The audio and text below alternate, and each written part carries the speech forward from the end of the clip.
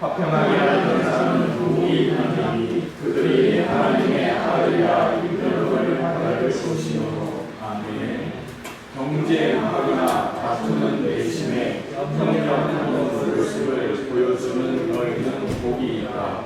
그때 너희는 진정 자신이 누구이며 하나님의 집에서 자신의 자리가 어디인지 알게 된다. 아멘. 어제 오후에 문자를 통해서 우리 교회도 이제 사회적 거리두기 2단계에 발맞춰서 식사 교제를 당분간 금하는 것으로, 그리고 또 거리두기에 맞춰서 오후 예배는 온라인 예배를 통하여서 함께 드리는 것으로 문제를 해드렸습니다. 여기에 앞서 한국교회 총연합회에서는 2주간 동안 모든 예배를 온라인으로 전환하기로 방역 당국과 이미 합의를 한 상태에서 서울, 경기, 인천, 수도권 소재 교회에 비대면 예배를 이제 진행하기로 하였다고 이제 공식적으로 언론을 통하여서 보여주고 있습니다. 일부 교회를 통하여서 지금 코로나19가 급속도로 확산되고 있는 것 가운데 지금 한국교회가 통째로 지탄과 또 손가락질을 당하고 있는 것을 보면서 너무나 가슴이 아팠고, 또 그렇기에 어제 오후 그리고 지금 예배를 드리는 이 시간에도 제 마음이 편한 것만은 아닙니다. 너무나 어렵고 또 제 마음속에 어떤 부분에서는 분노가, 또 어떤 부분에서는 하나님의 인도하심을 소망하는 제 마음이 있습니다. 일부에서는 그런 이야기가 합니다. 한국교회 신뢰도가 더 내려갈 것 없이 바닥을 치고 있다라는 이야기도 있고, 그 속에서 이 사회적 거리두기를 시행하는 동안 우리 교회 본연의 자세를 되돌아볼 수 있는 귀한 시간이 됐으면 좋겠습니다. 특별히 코로나19 방역이 잘 되고 있다라고 계속해서 평가가 되어서 나오고 있던 이때에 교계 원로인 한 목사님은 우리가 너무 자만하지 않았나 하는 그런 이야기를 하고 있는 것을 볼 때에 우리도 이 지역이 코로나 청정 지역이라고 언제까지 자만하거나 또 방심하는 것이 아니라 지금이라도 좀 더 허리띠를 조여맬 수 있는 귀한 시간이 됐으면 좋겠고, 또 이 기회를 통하여서 함께 기도할 수 있는 시간이 됐으면 좋겠습니다. 저는 어제 말씀을 준비하고 또 하나님께서 왜 이런 사인을 이 땅 가운데 보내시나 생각할 때 요나의 말씀을 지난주에 이어서 다시 한 번 더 보게 되었습니다. 요나는 이스라엘의 적대국인 아수르의 수도 니느웨에 하나님의 심판이 곧 임할 것이다 라는 것을 전하라는 사명을 받게 됩니다. 그러나 이 요나는 이스라엘의 대적이라는 점, 그리고 어쩌면 그들이 죽었으면 하는 바람 가운데 하나님의 말씀에 불순종을 하게 됩니다. 요나의 편견과 이기심으로 복음이 왜곡되어져 가는 것을 우리는 성경을 통해서 보게 되었습니다. 언제부터인가 교회는 보수, 언제부턴가 정치는 진보, 이렇게 나눠져 버린 한국 현실을 보면서 참 가슴 아픈 모습을 보게 됩니다. 한국 교회는 하나의 교회입니다.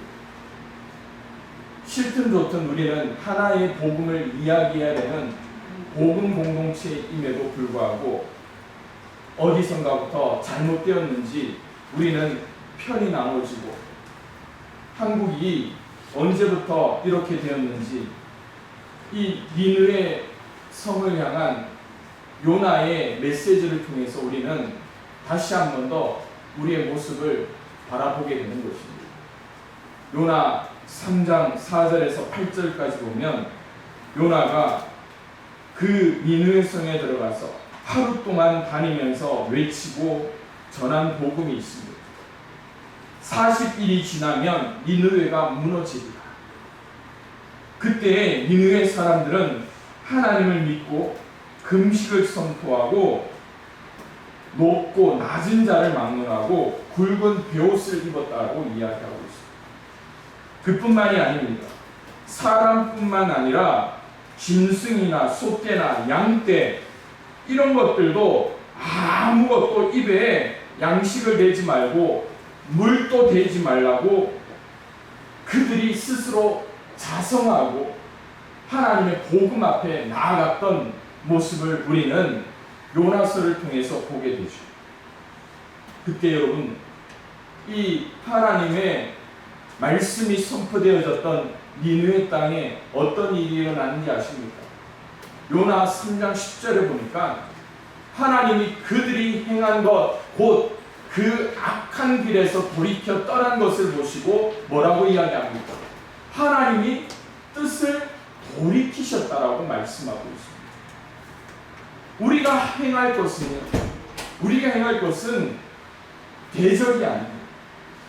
우리가 행할 것이 뭔가를 살펴보면 오늘 우리에게 주신 말씀에 나타나고 있습니다.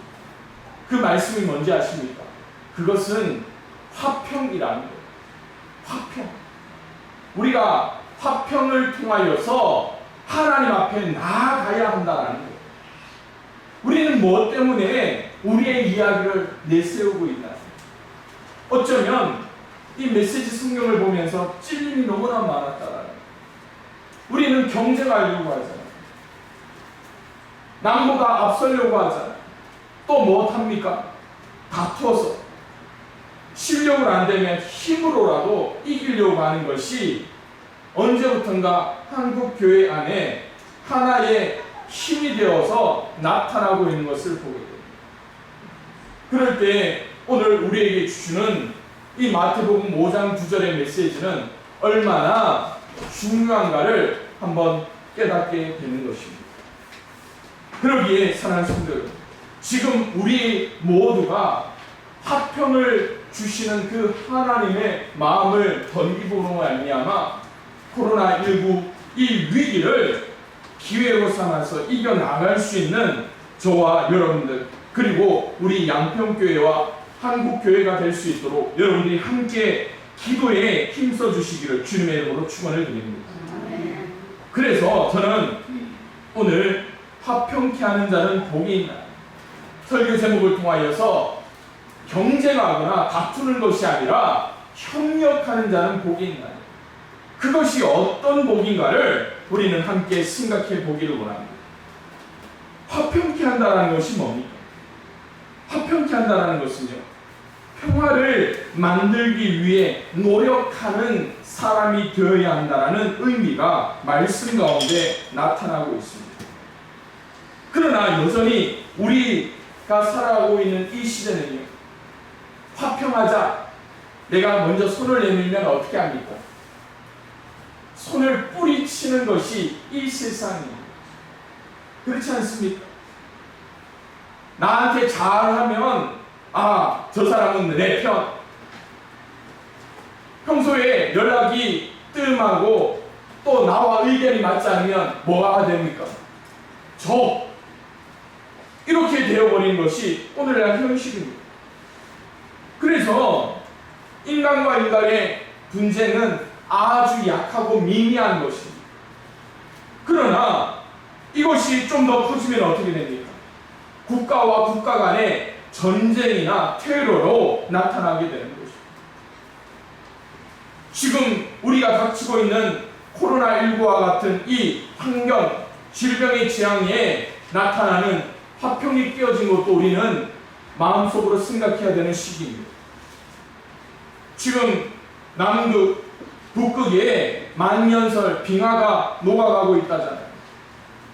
뭐가 깨어지고 있습니까? 생태계의 평화가 깨어지고 있는 혼란한 세상입니다. 근본적인 문제가 무엇이냐를 우리는 생각하지 않을 수가 없습니다. 뭐가 문제입니까? 바로 죄로 인한 인간의 타락. 죄로 인해서 사랑해야 함에도 불구하고 우리는 경쟁합니다. 죄로 인해서 평화해야 함에도 우리는 다투고 있다는 거예요. 하나님과의 관계 속에서 깨어져 버리고 하나님과 분리되어 버린 우리의 삶과 이 세상을 통하여서 우리는 하나님의 말씀 앞에 순종할 수밖에 없다는 거예요. 화평하라. 그래서 죄가 세상에 들어옴으로 말미암아 인류는 하나님의 통치를 받는 게 아니죠. 하나님의 통치를 받는 것 같지만 우리는 실제로 누구를 따르고 있는지 아십니까? 죄의 권세를 따르고 있는 것이 오늘날 모습입니다. 사탄의 지배를 받고 있는 하나님과 원수되어져 가는 그 속에 우리가 자리 잡고 있잖아요. 그래서 오늘 우리에게 중요한 것이 바로 화평케 하는 자. 더 나아가 다투거나 경쟁하거나 다투는 것이 아니라 협력하는 자가 될 때 하나님의 그 복이 우리 가운데 임할 수 있다. 그래서 우리에게 필요한 것이 뭔가를 우리는 생각하게 됩니다.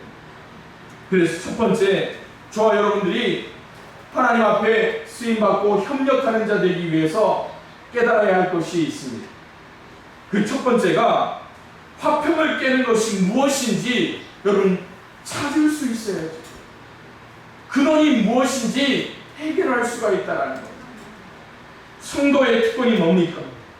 성도는요, 그리스도의 십자가의 피공로를 힘입음으로 말미암아 하나님과 화해하여 우리의 죄의 문제를 해결하고 하나님 앞에 나아갈 수 있게 되었다는 것이 성도의 특권입니다.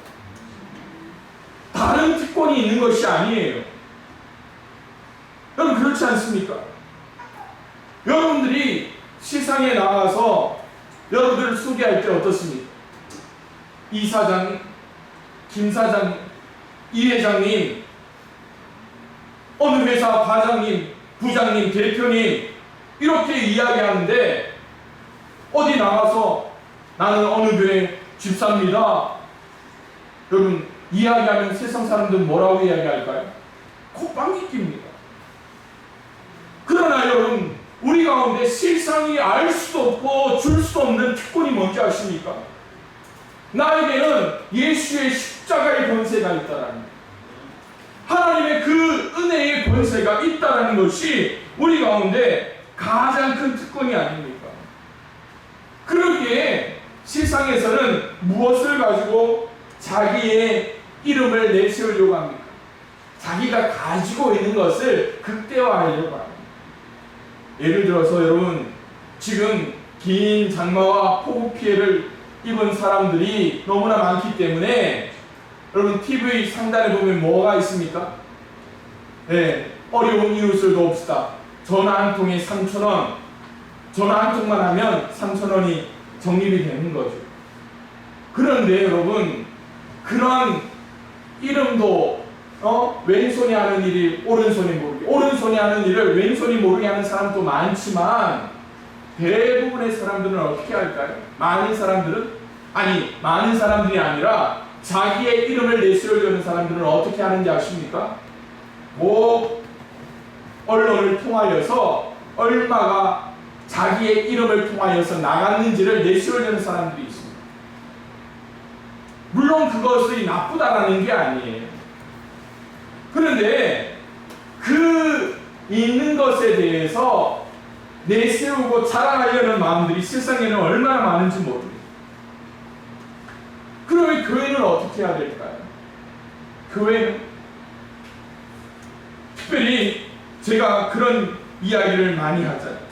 지금 우리가 조금 더 허리를 조이더라도 어려운 이웃들을 향해서 할 수 있는 일들을 감당했으면 좋겠습니다. 그런데 그럴 때 여러분 속에 한켠에 있는 마음들이 어떻습니까? 목사님, 우리도 어렵잖아요. 그런 생각들이 아마 여러분 가운데 있는 분들도 있을 거예요. 그런데 우리가 돕자라는 것은요, 우리가 가진 것을 자랑하기 위함이 아니에요. 우리가 행하려고 하는 것은 우리에게 주신 성도의 특권, 십자가의 은혜, 하나님의 그 권세를 힘입으로 말미암아 우리가 할 수 있는 일들을 감당하자라는 것이죠. 우리에게 주신 그 권세가 뭔지 아십니까? 에베소서 2장 14절에 하나님께서 이렇게 말씀하시는 거예요. 그는 우리의 화평인지라. 그가 누굽니까? 예수 그리스도는 우리의 화평이시다. 둘로 하나를 만드사 원수된 것 곧 중간에 막힌 담을 자기 육체로 허셨다라고 말씀하고 있습니다. 그 결과가 뭡니까? 16절에 십자가로 또 이 둘을 한 몸으로 하나님과 화목되게 하셨다라고 우리에게 말씀하고 있잖아요.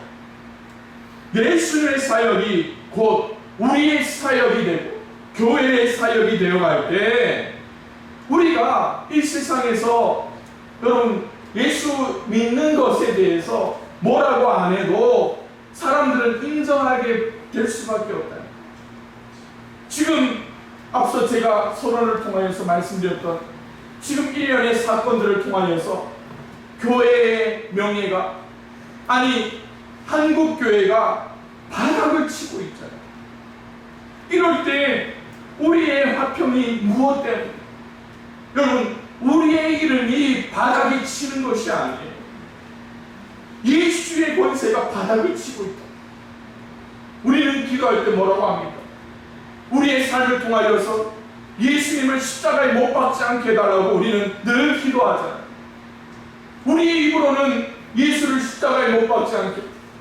그런데 지금 한국교회 모습을 통하여서 이미 세상 사람들이 교회를 바라보지 않고 있지 않습니까? 이럴 때 우리의 모습이 무엇인지를 생각해요. 하나님은 우리를 향해 네 교회로 가라고 하는데 나 혼자만의 특권을 가지고 다시 쓰고 나가고 있는 우리의 모습이 있지는 않습니다. 예수님은 우리에게 돈으로 화평을 만들라고 이야기하지 않아요. 우리의 명예를 가지고 화평을 만들라 하지 않습니다. 그리스도의 보혈, 하나님의 그 이름의 권세를 통하여서 우리에게 세상의 화평을 이야기하라고 말씀하는데 우리는 언제부턴가 그 본질을 떠나서 비본질의 것에 가지고 우리는 목숨을 걸고 있지 않습니다. 이것이 교회만의 문제는 아니죠. 우리의 가정에도 그런 일들이 부지기 쓰고 있습니다. 오늘 우리의 삶에 있어서요, 본질만 알면은 넘어갈 수 있는 여러 가지 문제들이 있습니다. 우리 삶에 깨어진 화평의 문제들을 한번 보도록. 우리는 무엇 때문에 화가 나고 무엇 때문에 위기를 자초하는가를 생각해요. 넘어설 수 없는 많은 선들이 있고요. 우리 속에 주어진 많은 비밀번호들이 있는데 우리들은 그걸 알면서도 그걸 잡고 있으면서도 다른 것들을 바라보면서 거기에 우리는 목을 내려고 하는 것들이 얼마나 많이 있습니까? 특별히 신앙의 문제에서 말입니다. 경쟁과 다툼, 그리고 여러 가지 어려운 일들 속에서 우리가 바라볼 것 한 가지밖에 없어요. 아니, 하나님이 우리 가운데 주신 그 비밀의 그 패턴을 허락해 주셨는 게 있습니다. 뭡니까? 십자가예요. 그 본질을 우리는 알고 있으면서도 우리는 그 본질에 대해서 너무나 사용하지 않으려고 하는 거예요. 다른 것을 통하여서 우리를 내세우려고 하잖아요. 하나님의 십자가가 나를 덮는다면, 우리의 삶을 덮는다면 모든 문제는 해결될 수가 있습니다. 하나님의 그 십자가의 은혜가 내게 있다면 우리는 모든 은혜를 통하여서 지금의 어려움을 이겨나갈 수가 있잖아요. 십자가의 보혈이 있다면 우리는 해결할 수 있잖아요. 그런데 우리는 그 본질을 모르고 그것을 우리는 중심 가운데서 활용하면 되는데, 이것들을 가지지 않고 다른 것들로 경쟁하고 다투려고 하니까 뭐가 없습니까? 화평이 없는 거예요. 협력하지 못하고 있는 거예요. 그것이 가정에서도 마찬가지잖아요. 교회에서도 마찬가지잖아요. 나라에서도 마찬가지잖아요. 야고보서 3장에 보니까 화평하게 하는 자들은 뭐라고 이야기합니까? 화평으로 심어 의의 열매를 거둔다라고 말씀합니다. 우리가 해야 할 일들이 뭔지 아십니까? 내가 그 중심에 있는 하나님께서 주신 그 특권을 제대로 사용할 수 있는 것이 우리 속에 나타나야 된다라는 거예요. 나타나야 된다. 그걸 모르고 다른 괴상한 것들을, 다른 어떤 것들을 쫓아가려고 하니까 우리는 넘어질 수밖에 없는 것 아닙니다. 그러기에 사랑하는 성도 여러분, 우리 속에 하나님의 은혜를 통하여서 화평을 깨는 그 무엇이라도 근원을 찾아내어서 십자가 앞에, 예수의 보혈 앞에 온전히 내어드릴 수 있는 저와 여러분들이 될 수 있기를 주님의 이름으로 축원을 드립니다. 두 번째로, 하나님의 자녀된 정체성을 지킬 수 있는 저와 여러분들이 됐으면 좋겠습니다. 오늘 말씀에 보면요, 협력하는 모습을 보여주는 너희는 복이 있다. 그 복이 뭡니까? 첫 번째로, 너희는 진정 자신이 누구인지 알게 된다. 하나님의 자녀된 정체성을 우리에게 말씀하고 있는 것 아닙니까? 화평하는 모습 가운데서 하나님의 아들이라는 정체성을 찾게 된다는 거예요. 아들은 어떤 존재입니까? 아버지와 같은 집에 거하며 아버지의 재산을 상속받는 특권을 누리는 자들입니다. 그런데 이 말씀, 그 문법을 그대로 보면요, 지금 우리가 이 세상에서도 그 특권을 누리지만 어디에서 누릴 특권에 대해서 말씀하고 있습니까? 장차 하나님 나라에 들어가서 하나님 나라에 그 하나님을 친히 뵙고 하나님 나라의 기업을 상속으로 받을 것을 우리 가운데 약속하고 있다. 여러분, 얼마나 놀라운 것입니까? 그래서요, 오늘 우리의 삶에서 위기로 생각하는 것이 아니라 기회로 생각하는 자들이 되어야 된다는 거예요. 우리가 너무나 잘 알고 있는 욥기의 말씀 한 대목을 여러분들에게 보여드립니다. 욥기 23장에 보면 욥의 심정을 말씀하고 있는 모습, 우리가 너무나 찬양을 통해서도 알고 있는 거잖아요. 앞으로 가도 그가 아니 계시고 뒤로 가도 보이지 아니하시고 그가 왼쪽에서 일하시나 내가 만날 수 없고 그가 오른쪽으로 돌이키시나 배울 수 없구나. 내가 가는 길을 그가 아시나니 그가 나를 단련하신 후에 내가 순금같이 되어 나옵니다. 여러분, 이게 욥의 심정이에요. 그런데 욥이 지금 말하는 게 어떤 상황인지 여러분 아십니까? 하나님을 볼 수 있다는 겁니까? 없다는 겁니까? 안 보인다라는 절망을 이야기하고 있잖아요. 이때 여러분, 이 욥의 말에 대꾸를 하는 친구가 빌닷이라는 사람이 있습니다. 25장 2절에 보면 욥의 심정을 대변하면서 욥에게 이런 이야기를 하는 거예요. 하나님은 주권과 위엄을 가지셨고 높은 곳에서 뭘 한다고요? 화평을 베푸신다라고 말씀합니다. 지금 우리의 삶을 되돌아봅니다. 지금 우리 앞에 하나님이 보이시지 않으세요? 내 뒤에 계시는 것 같지만 내 왼쪽에서 일하시지만 나를 오른쪽으로 돌이키시지만 하나님이 안 계신 것 같아요.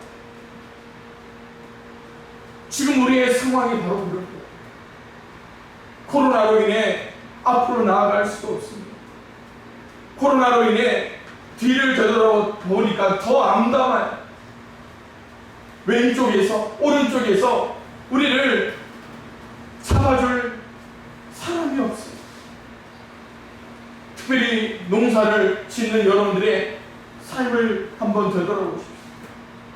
지금 이제 출하를 이제 한 달 후면은 캠벨부터 출하를 해야 되는데, 여러분 지금 우리 속에 이 경기가 취약으로 떨어지다 보니까 1년 농사가 잘못하다가는 그냥 망하게 되는 그 모습도 우리 있잖아요. 장마가 너무나 길다 보니까 어떻습니까? 얼마나 가슴을 조이면서, 그런데 비가 오고 또 이 무더위가 시작되다 보니까 또 예상치도 않았던 태풍이 또 한국 이 한반도를 향해서 오고 있다. 여러분 이 상황 속에 여러분 무엇을 이야기할 수 있어요? 캄캄하지 않아요? 가정의 일들은 어떻습니까? 조금 평안하다고 하는데 여기저기 아파오는 우리의 육신, 그리고 인간의 의학이 아무리 발달됐다고 하지만 그저 몸져 누운 가족들 생각하면 어떻습니까? 하늘이 무너지는 가정들이 얼마나 많이 있습니까? 그 속에서 우리가 바라볼 수 있는 게 뭔지 아십니까? 하나님 앞에 주권이 있다는, 그러기에 우리가 화평을 심어 의의 열매를 거둔다는 것이 단순히 그냥 좋은 말로 나온 것이 아니라 이 욥에 나오는 말씀처럼, 그리고 에베소서에 나오는 말씀처럼 하나님의 그 속성을 통하여서 우리의 폐부를 쪼개는 그 생명처럼 나타나고 있는 것 아닙니까? 그래서 여러분 다시 한 번 더 우리가 생각해야 될 것이 있습니다. 팔복이 뭡니까? 심령이 가난한 자는 복이, 애통하는 자는 복이 있다. 온유한 자는 복이 있다. 의에 줄이고 목마른 자는 복이 있다. 긍휼히 여기는 자는 복이 있다. 마음이 청결한 자는 복이 있다. 여기서 끝나는 것이 아니잖아요. 오늘 우리가 읽었던 말씀에 화평하게 하는 자는 복이 있다. 그런데 우리에게 뭘 이야기하시는지 아십니까? 결국 이 8가지의 복이 몇 가지 복으로 이야기하는가? 한 가지로 이야기합니다. 한 가지. 하나로 나타나고 있다는 것 아닙니다. 그러기에 우리에게 말씀하시는 것은 8가지 복을 따로따로 생각해서 그렇게 나아가는 게 아니라 뭘 이야기하는 겁니까? 십자가의 은혜, 그리고 십자가에 우리의 삶을 동참케 하기를 원하는 것이 바로 하나님의 마음이라는 거예요. 그것이 바로 예수 믿는 자의 정체성이라는 것을 우리에게 가르쳐주고 있다는 것이죠. 그러기에 사랑하는 성도 여러분, 저와 여러분들의 정체성이 무엇입니까? 십자가를 통하여서 여러분의 주신 하나님의 자녀된 권세, 예수 그리스도의 제자된 그 사명을 저와 여러분들이 온전히 감당할 수 있는 저와 여러분들이 될 수 있기를 주님의 이름으로 축원드립니다. 마지막으로 한 가지를 더 말씀드립니다. 마지막 말씀은 한국 교회를 향한 말씀입니다. 화평을 통하여서 가정의 복음화를 이룰 수 있는 저와 여러분들이 되기를 원합니다. 코로나19로 인해서 우리 교회도 예외는 아닙니다만 교회 학교가 문을 닫고 또 예배를 드리지 못하는 교회가 늘어가고 있습니다. 지금 우리는 그냥 곧 끝나겠지라고 이야기하는데 이미 수도권의 작은 교회들은 벌써 도미노 현상처럼 교회들이 문 닫고 있는 교회들이 점점 늘어가고 있다고 이야기합니다. 이럴 때 우리가 생각해야 될 것이 무엇인가? 바로 가족 종교화라는 것입니다. 목회 데이터 연구소 설문 결과 개신교 학생들의 경우 양부모 모두가 개신교인 경우는 59%라고 이야기합니다. 여러분도 한번 생각해 보십시오. 두 분이 부모가 다 교회를 다니기 때문에 아이가 교회 다니는 경우는 59%예요. 10명 중 6명이 그렇게 신앙생활을 합니다. 그런데 한 부모, 엄마 혹은 아빠가 그냥 교회 다니기 때문에 까지 교회 다니는 아이들까지 포함하면 10명 중에 8명에서 9명 정도. 혼자 엄마 아빠 교회 안 다니는데 교회 다니는 사람이 거의 없다라고 생각합니다. 그런데 여러분, 제가 앞서 말씀드렸지만 코로나19 이후에 교회 학교가 문 닫고 있습니다. 아마 지금 수도권에서 교회 학교도 영상으로 예배를 드리는, 영상으로 예배 드리는 게 아니라 스마트폰으로 공과 공부 문제를 보내주는 수준밖에 되지 않습니다. 교육방송처럼. 그러다 보니까 지금 가장 위기가 뭐냐? 신앙의 대를 잇는다라는 것이 이제 위기에 봉착했다라는 거예요. 다만 한 가지 우리가 생각해야 될 것이 무엇인가 하면 이제 교회 안에서의 예배가 아니라 가정 안에서의 예배를 우리는 준비해야 한다라는 그 시점이 왔다라는 거예요.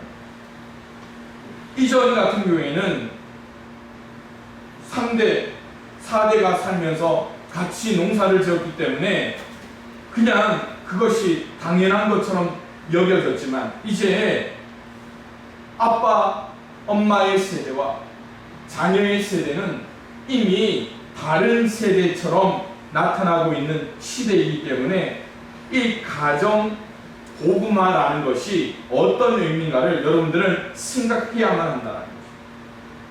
그러기에 부모의 심성을 자녀들에게 전달할 수 있는 가장 중요한 덕목이 무엇인가를 생각해야 합니다. 그 덕목이 뭘까요? 화평이라는 예수님이 이 땅에 오신 성육신 사건처럼 부모로서 자녀들에게 변화된 삶을 보여주지 않는다면 자녀들은 이제 더 이상 부모님의 신앙을 따라 교회에 그리스도의 복음을 접할 수 있는 그 마음을 갖지 않으려고 한다는 거죠. 대충 이해가 되시죠? 이전에는 부모님이 가자 하면 따라가던 세대였지만 이제 나이가 20살이 넘어가면서 청년들만 되면 어떻습니까? 내 말 듣던가요? 안 듣습니다. 명절이 되어서 가정 예배 드리자 하면 자녀들이 순순히 자리에 모여서 예배 드립니까? 아니잖아요. 아직 이불자리에 들어가서 잠자고 있는 자녀들도 있고 그저 아버지는 아버지대로 자녀들은 자녀인 그 모습으로 나타날 때가 참 많죠. 화평이 우리의 가정 가운데도 있어야 됩니다. 하늘에 속한 자로 살아가기 위해서 우리의 가정이 변화되고 구별되어야 된다. 그래서 오늘 우리 속에 성도들이 감당해야 할 화평이 무엇인가를 다시 한 번 더 깨닫고 하나님의 임재가 우리의 가정마다 넘쳐날 수 있도록 주님의 이름으로 축원을 드립니다. 기도하겠습니다. 이 시간 함께 기도할 때 하나님 우리의 삶에 신앙의 정체성을 찾을 수 있도록 도와주옵소서. 우리의 가정에 복음화를 허락하여 주시고 우리의 삶의 화평을 향한 갈망과 소망과 변화가 우리 속에 나타날 수 있게 해달라고 이 시간 함께 기도하길 원합니다. 기도하시겠습니다.